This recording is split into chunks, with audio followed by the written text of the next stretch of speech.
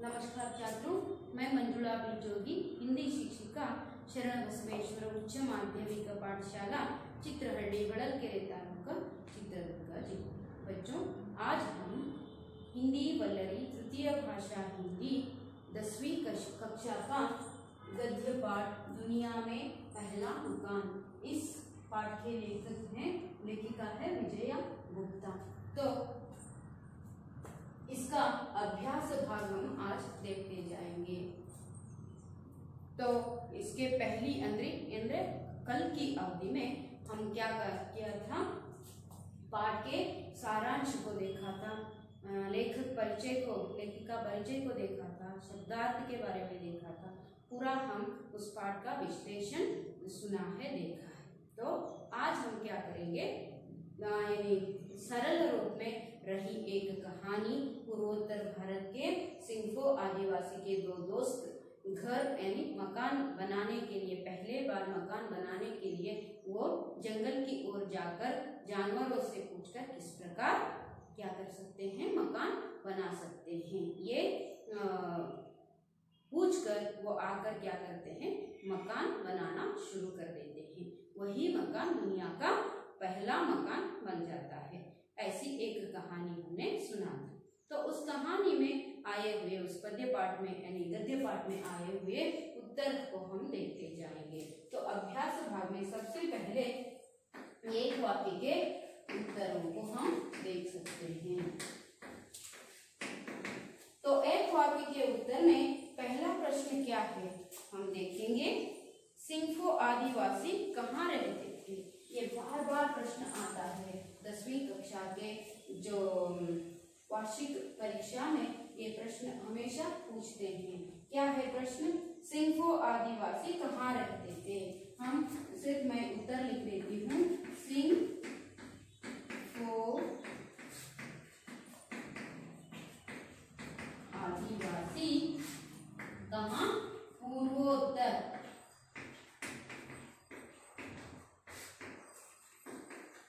भारत में, पूर्वोत्तर भारत में रहते थे, है ना। तो दूसरा प्रश्न क्या है, सबसे पहले आदमी को मकान बनाना किसने सिखाया? दूसरा प्रश्न है, ಅಂದ್ರೆ ಮೊಟ್ಟ ಮೊದಲು, सबसे पहले, ಎಲ್ಲರಿಗಿಂತ ಮೊಟ್ಟ ಮೊದಲು ಯಾರು ಮನುಷ್ಯನಿಗೆ ಆದಮಿಗೂ मकान बनाना सिखाया, ಮನೆ ಕಟ್ಟೋದನ್ನ ಕಲಿಸಿದ್ರು ಅಂತ। सबसे पहले आदमी को मकान बनाना ಯಾರು ಕಲಿಸಿದ್ರು? ಇಲ್ಲಿ ಜಾನುವಾರು ಅಂತಾನೂ ಆಗತ್ತೆ, ಆದ್ರೆ ನಾವು ಮೊಟ್ಟ ಮೊದಲು ಇಲ್ಲಿ ಅಂತ ತಗೊಂಡಾಗ ಹಾಥಿ, ಹೌದಾನೆ?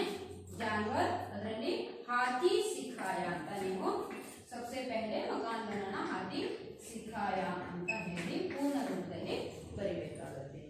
तो तीसरा प्रश्न है, मकान के बारे में पूछताछ करते दोनों दोस्त कहाँ चल पड़े? ಈಗ ಅನ್ಸುತ್ತೆ ಇಲ್ಲಿ ನಾವು ಏನ್ ಬರಿಬಹುದು, ಇಲ್ಲಿ ಜಾನುವಾರು ಅನ್ನೋ ಪದ ಅಷ್ಟೇನೆ ಉಪಯೋಗಿಸಿದ್ರೆ ಚೆನ್ನಾಗಾಗುತ್ತೆ। ಏನು? ಜಾನುವಾರು ने सिखाया आदमी को, ಹಾಗಾಗಿ ನಾವು ಇಷ್ಟೇ ಬರೆದ್ರೆ ಸರಿ। ನೆಕ್ಸ್ಟ್ ಪ್ರಶ್ನೆ ಆಗಿದ್ದರೆ ಅದನ್ನ ಆ ತರ ಬರೆಯಬಹುದಿತ್ತು। मकान के बारे में पूछताछ करने दोनों दोस्त कहाँ चल पड़े ಅಂದ್ರೆ दोनों दोस्त ಎಲ್ಲಿ ಹೋದ್ರು? जंगल की ओर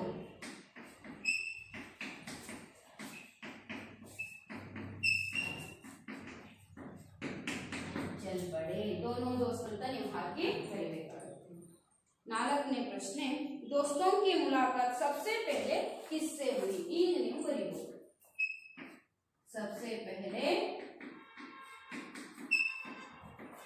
किससे हुई? हाथी से।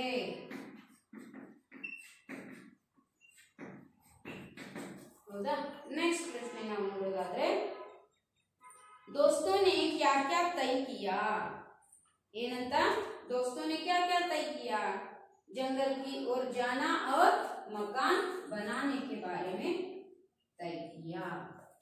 तो उसके बाद हाथी से उत्तर पाकर दोस्त किससे मिले? ಹಾತಿ ಸೆ ಉತ್ತರ ಪಾಕರ್ ದೋಸ್ತ್ ಕಿಸ್ಸೆ ಮಿಲೆ ಅಂತ ಹೇಳಿದ್ರೆ ಏನ್ ಬರೀತೀರಾ? ಹಾತಿ ಆದ್ಮೇಲೆ ಯಾರು ಭೇಟಿ ಆಗ್ತಾರೆ? ಇಬ್ರು ದೋಸ್ತರು ಅಂದ್ರೆ ಸ್ನೇಹಿತರು. ಸಾಮ್ ठीक है, आप क्या लिखना है? ಹಾತಿ के बाद ಸಾಮ್ ಅಂತ ಬರೆದು ವಾಕ್ಯವನ್ನ ಪೂರ್ಣಗೊಳಿಸಬೇಕು. ಏನಂತ?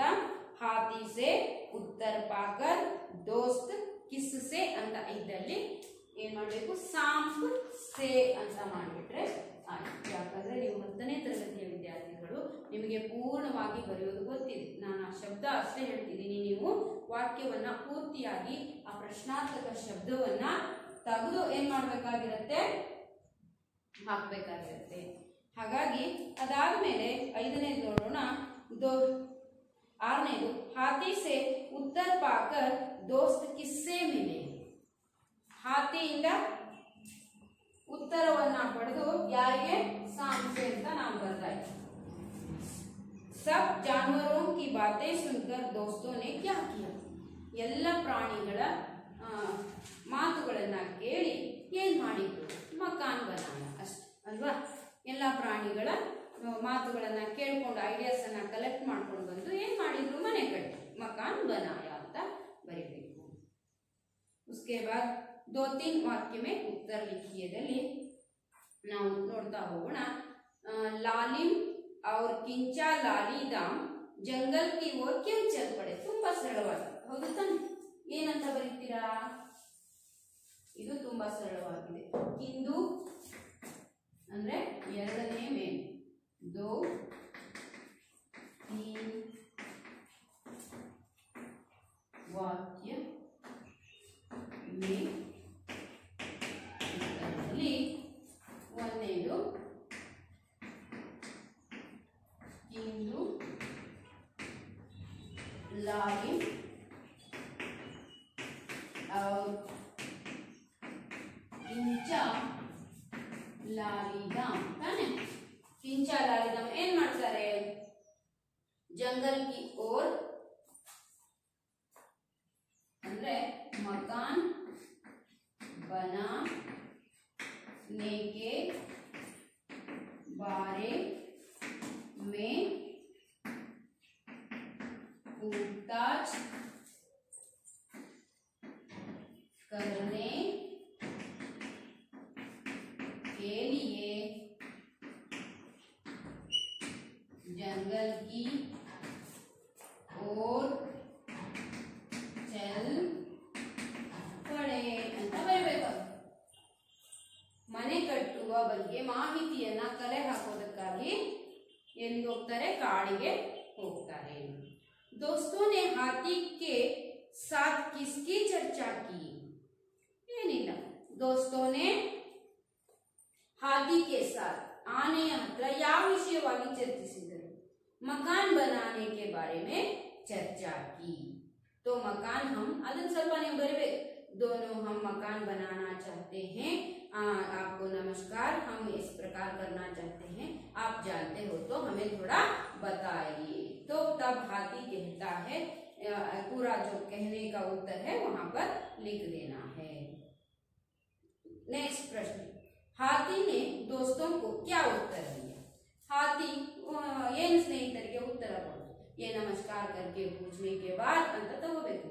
पूछने के बाद क्या किया?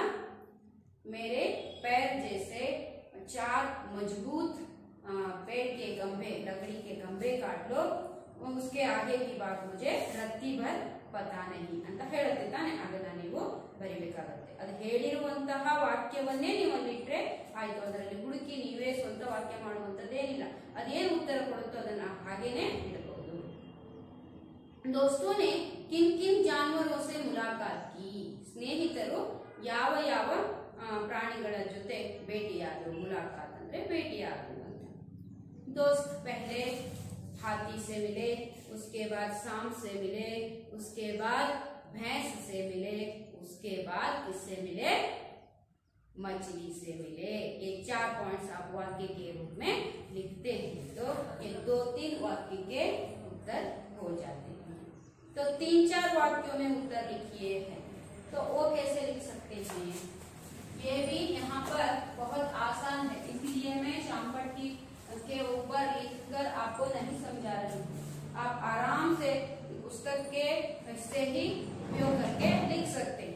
सांप ने दोस्तों को क्या सुझाव दिया?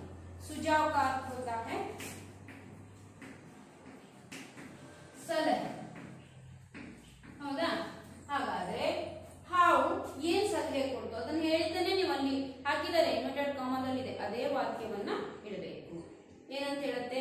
ಮೇರೆ ಜೈಸೆ ಪತಲಿ ಚಾರ್ ಲಕಡಿ ಕೆ ಕಂಬೆ ಕಾಟ್ लो ಅಂತ ಹೇಳುತ್ತೆ. ಹೌದಾ? लकड़ियां काट लो ಅಂತ. उसको उस खंबे के ऊपर रख दो. उसके आगे की बात मुझे रत्ती भर पता नहीं ಅಂತ ಹೇಳುತ್ತಲ್ಲ ಅದನ್ನ ಬರೀಬೇಕು. भैंस के पंजर से दोस्तों को क्या जानकारी मिली? ಪಂಜರವನ್ನ ನೋಡಿ ಸ್ನೇಹಿತರಿಗೆ ಯಾವ ಒಂದು ವಿಷಯದ ಮಾಹಿತಿಯಲ್ಲಿ ತಿಳ್ಕೊಂಡ್ರು ಅಂತ. ಚಪ್ಪರವನ್ನ ಯಾವ ರೀತಿ ತಯಾರು ಮಾಡಬೇಕು, ಮನೆಯ ಮೇಲೆ ಚಾವಣಿಯನ್ನ ಯಾವ ರೀತಿ ತಯಾರು ಮಾಡಬೇಕು ಅನ್ನೋದು ಅರ್ಥ ಆಯ್ತು. ಅದನ್ನ ಬರಿಬೇಕು. उस मकान के लिए किस प्रकार हम चप्पर बना सकते हैं ಅನ್ನೋದನ್ನ उस पंजर के जैसे ही बना सकते हैं ಅನ್ನೋದನ್ನ ತಿಳ್ಕೊಂಡ್ರು.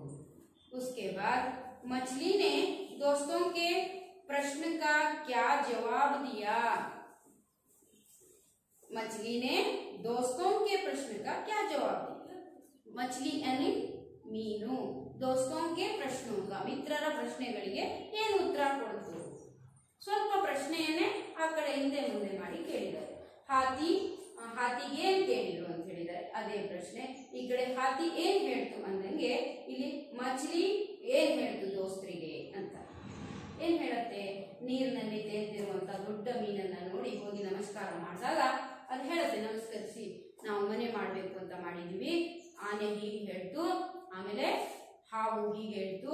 उसके बाद भैंस ऐसा बोली तो हम आपसे पूछने के लिए आए हूँ, आगे की बात बता दो ಅಂತ ಹೇಳಿದಾಗ ಅದು मेरे पीठ की हड्डी को देखो, ನನ್ನ ಬೆನ್ನನ್ನ ನೋಡಿ ನೀವು किस प्रकार उससे एक चप्पर के जैसे है उसे क्या करना है, उससे पत्तों से गाड़ दीजिए ಅಂತ ಹೇಳ್ತು. ಹೀಗೆ ಮರಗಳ ಎಲೆಗಳನ್ನ ಕಲೆಕ್ಟ್ ಮಾಡಿ ಅದರ ಮೇಲೆ ಹಾಸಿ ಅದರ ಹೊದಿಕೆಯನ್ನ ಮಾಡಿ ನನ್ನ ಪೀಠ ಮೇಲೆ ಪಟ್ಟಿ ಅಂದ್ರೆ ನನ್ನ ಬೆನ್ನಿನ ಮೇಲೆ ಏನಿದೆ ಪಟ್ಟಿ ಹೇಗಿದಾವೋ ಬಿಲ್ಲೆಗಳು ಆ ತರ ಎಲೆಗಳನ್ನ ಮುಚ್ಚಿ ಮನೆಯನ್ನ ಕಟ್ಟಿ ಅಂತ ಹೇಳ್ತಾರೆ. ಅದನ್ನ ನೀವು ಉತ್ತರವಾಗಿ ಬರಿಬೇಕಾಗುತ್ತೆ.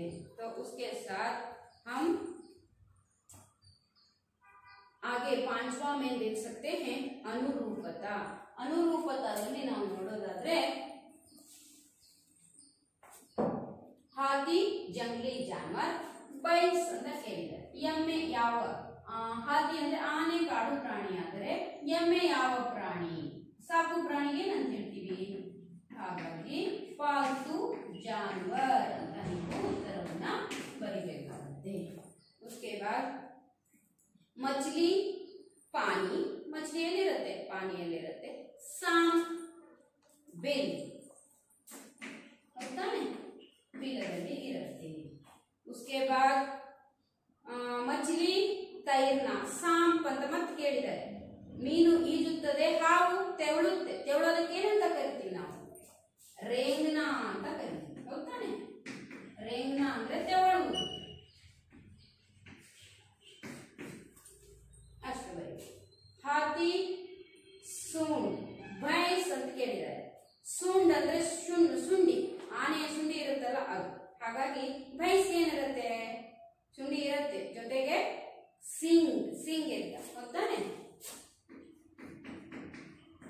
ಸಿಂಗ್ ಅಂದ್ರೆ ಏನು? ಕೋಳಿ ಇರುತ್ತೆ. ಅದನ್ನ ನೀವು ಬರಿಬೇಕು. ಇಷ್ಟು ಬರೆದ್ರೆ ಅನುರೂಪವಾದ 4 ಪ್ರಶ್ನೆಗಳಿಗೆ ಉತ್ತರವಾಗಿ ಬರುತ್ತೆ. ಅದಾದ ಮೇಲೆ ನಾವು ನೋಡೋಣ ಮಕ್ಕಳೇ, अन्य वचन रूप लिखिए. अन्य वचन रूपದಲ್ಲಿ ನಾವು ನೋಡೋದಾದ್ರೆ कहानी कहानियां, गुफा गुफाएं, पेड़ पेड़ ಹಾಗೆ ಬರೀಬೇಕು. पत्ती पत्तियां, हड्डी हड्डियां, मछली मछलियां, लकड़ी लकड़ियां, पट्टी पट्टियां. ಇಲ್ಲಿ ದೀರ್ಘ ಇದೆಲ್ಲ ವಿಸ್ವಾಗುತ್ತೆ. ಯಾವುದರಲ್ಲಿ? ಬಹುವಚನದಲ್ಲಿ. ಲೋಗ್ ಲೋಗ್, ಲೋಗ್ ಅಂದ್ರೆ ಜನರು, ಜನರುಗಳು ಅನ್ನೋದಿಲ್ಲ. ಹಾಗಾಗಿ ನಾವು ಲೋಗೆ ಬರಿಬೇಕಾಗುತ್ತೆ. ಘರ್ ಘರು ಅಷ್ಟೇ. ಇಲ್ಲಿ ಕನ್ನಡದಲ್ಲಿ ಮನೆಗಳು ಅಂತೀವಿ, ಆದ್ರೆ ಹಿಂದಿಯಲ್ಲಿ ಘರ್ ಅದು ಹಾಗೆ ಘರ್ ಅಂತಾನೆ ಉಚ್ಚರಿಸಬೇಕು. उसके बाद हम अन्य लिंग ರೂಪದಲ್ಲಿ ನೋಡೋಣ.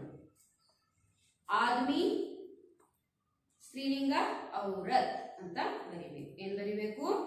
ಔರತ್. लिख लीजिए. उसके बाद हाथी ಏನಂತ ಬರೀತೀವಿ? हाथी. तो भैंस भैंसा, हाथी हाथिनी, हाथिनी ಅಂತ ನೀವು ಬರೀಬೇಕಾಗುತ್ತೆ. भैंस भैंसा, शेर शेरनी, मोर मोरनी, बहन ಏನಂತ ಬರೀತೀರಾ? भाई. उसके बाद ವಿಲೋಮ ಶಬ್ದ लिखिए. ಅದರ ವಿರುದ್ಧ ಪದವನ್ನ ಬರೀರಿ. बहुत ಅಂದ್ರೆ ಜಾಸ್ತಿ. बहुत का विरुद्ध रूप कम लिखिए. दिन रात, नीचे ऊपर, मुश्किल कष्ट, आसान सुलभ, आगे पीछे, मजबूत दुर्बल, लंबी चौड़ी, पास दूर, दोस्त दुश्मन, काटना जोड़ना. ಈ ತರ ನೀವು ಪದಗಳನ್ನ ಬರೀಬೇಕಾಗುತ್ತೆ. ಜೋಡ್ಕರ್ ಲಿಖಿಯದಲ್ಲಿ ನಾವು ಜೋಡಿಸಬೇಕು. ತಾಲಾಬ್ ಅಂತ ಕೇಳಿದೆ. ತಾಲಾಬ್ ಅಲ್ಲಿ ಏನಿದೆ? ಮछली ಅಂತ ಸೇರಿಸಬೇಕು. ಹಾತಿ, ಹಾತಿದೇನು? पैर. भैंस हड्डियां. पहला मकान. सिंफो आदिवासी ಅಂತ ಜೋಡಿಸಿ. ಅದಾದ್ಮೇಲೆ ನೀವು 9ನೇ ಮೇಲಿಗೆ ಬಂದ್ರೆ रिक्त स्थान भरी, बिट्ट स्थलवನ್ನ ತುಂಬೆ. भैंस ने दोस्तों को अपने भैंसा का पंजर दिखाया. दोस्तों की मुलाकात अंत में मछली से हुई. आप लोग जरा मेरी पीठ की हड्डी को ध्यान से देख लो.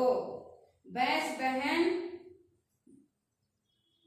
हम लोग मकान बनाना चाहते हैं ಅಂತ ನೀವು ಬರೀಬೇಕಾಗುತ್ತೆ. ಪರ್ಯಾಯವಾಚಿ ಶಬ್ದಕ್ಕೆ ಬಂದಾಗ ಮಕಾನ್ ಗೃಹ ಅಥವಾ ಘರ್, ನಿವಾಸ್, ಆಲಯ ಏನ್ ಬೇಕಾದ್ರೂ ಬರೀಬೇಕು. ಪೇಡ್ ವೃಕ್ಷ, ತರು ಅಂತ ಬರೀಬೇಕು. ಆಮೇಲೆ ದೋಸ್ತ್ ಮಿತ್. ಆಮೇಲೆ उसके बाद भेंट, भेंट ಅಂದ್ರೆ तोहफा ಅಂತ ಬರೀಬೇಕು. उसके बाद ಪ್ರಥಮ भेंट ಅಂದ್ರೆ ಈ ಅರ್ಥನ ತಗೋಬಹುದು. ಮುಲಾಕಾತ್ ಭೇಟಿ ಆಗೋದು ಅಲ್ಲ. भेंट ಅಂತ ಹೇಳಿದ್ರೆ तोहफा ಕರೆಕ್ಟ್ ಆಗುತ್ತೆ. उसके बाद ಪ್ರಥಮ ಪ್ರೇರಣಾರ್ಥ ಕ್ರಿಯಾಕ್ಕೆ ಹೋದಾಗ ಬನ್ನ ಏನಾಗುತ್ತೆ? ಆನ ಅನ್ನುವಂತಹ ರೀತಿಯಲ್ಲಿ ಉಚ್ಚರಿಸಬೇಕು ಅಂತ ಹೇಳಿದೀವಿ. ಬನಾನಾ, ಗಿರಾನಾ, ಲಗಾನಾ, ಸಿಖಾನಾ, ಕರಾನಾ, ಟೆಹರಾನಾ ಈ ತರ ನೀವು ಅರ್ಥಗಳನ್ನ ತಗೋಬೇಕು. ಅದಾದ್ಮೇಲೆ ಸಹಿ ಶಬ್ದ ಚುನ್ಕರ್ ಲಿಖಿಯೇ ಅಂತ ಕೊಟ್ಟಿದ್ದಾರೆ. ಅಲ್ಲೇ ಶಬ್ದಗಳನ್ನ ಕೊಟ್ಟಿದ್ದಾರೆ, ನೀವೇನ್ ಮಾಡ್ಬೇಕು? ಅದನ್ನ ಜೋಡಿಸಿ ಬರೀಬೇಕು. ಹಾತಿ ಅಂತ ಕೇಳ್ಕೊಟ್ಟಿದ್ದಾರೆ, ನೀವೇನ್ ಮಾಡ್ತೀರಾ? ಅಲ್ಲಿ ಪಾನಿ ಇದೆ, ಪಾಲ್ತು ಇದೆ, ಜಾನ್ವರ್ ಇದೆ, ಆಮೇಲೆ ಗಾಂವ್ ಇದೆ, ಆಸ್ಮಾನ್ ಇದೆ, ಬಿಲ್ ಇದೆ, ಪೇಡ್ ಇದೆ, ಜಂಗಲ್ ಇದೆ. ಸಾಂಪ್ ಅಂತ ಕೇಳಿದ್ದಾರೆ, ಬಿಲ್ ಅಂತ ಬರೀಬೇಕು. ಪಕ್ಷಿ ಅಂತ ಕೇಳಿದ್ದಾರೆ, ಪೇಡ್ ಅಂತ ಬರೀಬೇಕು. ಭೈಂಸ್ ಅಂತ ಕೇಳಿದ್ದಾರೆ, ಪಾಲ್ತು ಜಾನ್ವರ್ ಅಂತ ಬರೀಬೇಕು. ಮछली ಅಂತ ಕೇಳಿದ್ದಾರೆ, ಪಾನಿ ಅಂತ ಬರೀಬೇಕು. बैल ಗಾಡಿ ಅಂತ ಕೇಳಿದ್ದಾರೆ, ಗಾಂವ್ ಅಂತ ಬರೀಬೇಕು. ಹಾಗೆ ಉತ್ತರವನ್ನ ಬರೀಬೇಕಾಗುತ್ತೆ. ಅದಾದ ಮೇಲೆ ಮಕ್ಕಳೇ ನಾವು ಇಲ್ಲಿ ಏನ್ ನೋಡ್ಬೇಕು? ಕನ್ನಡ या अंग्रेजी में अनुवाद कीजिए ಅಂತ ಇದೆ.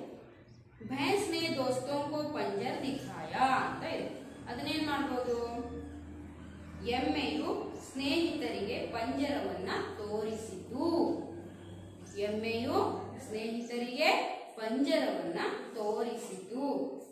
सांप ने कहा आगे की बात मैं नहीं जानता. सांप हाವು ಹೇಳಿತು. हाವು ಹೇಳಿತು ಏನಂತ ಹೇಳ್ತು? इसमें क्या कठिनाई? आगे की ಬಾತ್ ಮೇ ನಹಿ ಜಾನ್ತಾ, ಮುಂದಿನ ವಿಷಯವನ್ನ ಮಾತನ್ನ ನಾನು ತಿಳಿದುಕೊಂಡಿಲ್ಲ, ಗೊತ್ತಿಲ್ಲ ಅಂತ ಹೇಳಿ. ಹಾಥಿ ಬೋಲಾ ಇಸ್ಮೇ ಕ್ಯಾ ಕಠಿನಾಯಿ ಹೈ, ಆನೆಯು ಹೇಳಿತು ಇದರಲ್ಲಿ ಯಾವ ಕ್ಲಿಷ್ಟತೆ ಇದೆ. तालाब में एक बहुत बड़ी मछली तैर रही थी, तालाब में ಕೆರೆಯಲ್ಲಿ ಒಂದು ದೊಡ್ಡ ಮೀನು ಈಜುತ್ತಿತ್ತು.